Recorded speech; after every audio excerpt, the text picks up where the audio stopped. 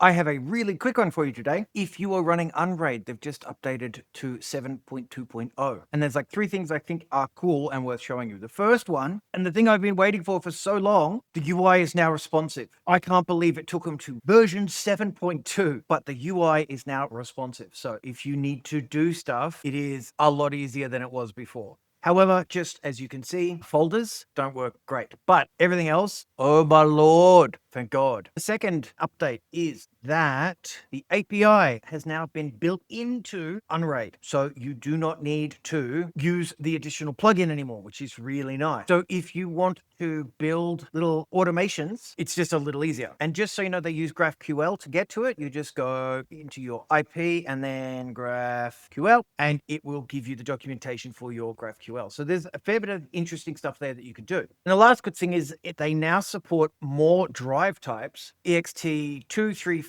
NTFS, and exFAT drives, as well as what they already do, which is the XFS, BTRFS, and ZFS drives. It means now you can get, if you've got old drives of stuff hanging around, you can add it into the array and you don't lose the data. The parity will have to rebuild, of course, but you don't lose the data on that drive, which I think is absolutely fantastic. And then just going to look through my notes. If you're running pools, you can now expand that pool one drive at a time without having to rebuild the entire pool, which I think is also very smart.